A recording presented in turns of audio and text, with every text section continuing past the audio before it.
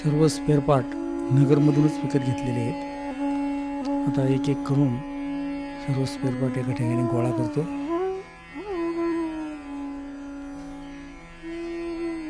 त्यानंतर एक एक बॉक्स अनबॉक्सिंग करून स्पेअर पार्ट काय काय आहेत सर्व स्पेअर पार्ट एकत्र गोळा करून आता आपण अनबॉक्सिंग करणार आहोत।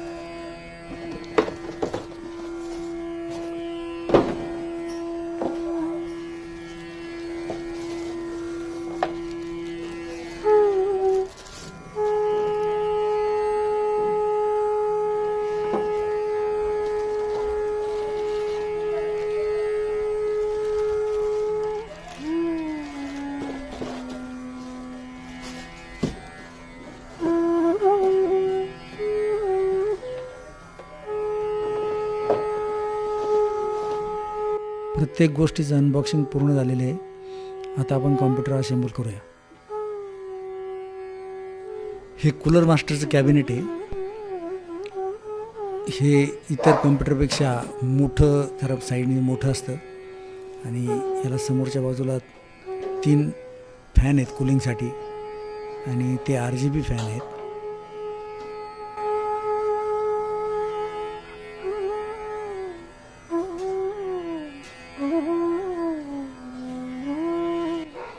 हा अँटेक कंपनीचा पॉवर सप्लाय आहे, त्याला SMPS म्हणतात। तो 850 वॉटचा आहे। त्यासोबत स्क्रू, त्यानंतर विविध प्रकारच्या केबल्स सोबत येतात। त्याची फिटिंग आता पूर्ण झालेली आहे।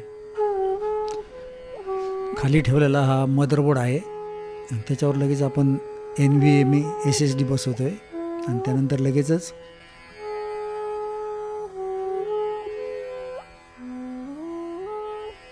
लगेचच आपण प्रोसेसर बसवलेला आहे।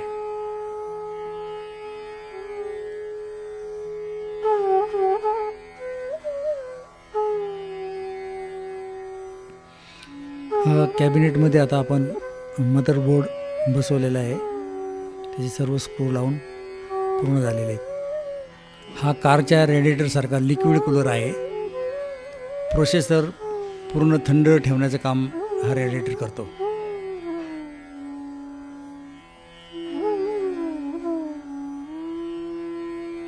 हा आता आपला PC पॉवर देऊन रेडी झालेला आहे.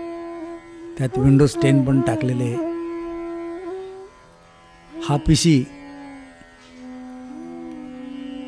एकदम हेवी लोडेड व्हिडिओ ॲप्लिकेशन जे असतात, gaming, video editing, serials editing अशा कामासाठी वापरतात. कारण हा फार टॉप एंडचा स्पेसिफिकेशन असलेला कॉम्प्युटर आहे.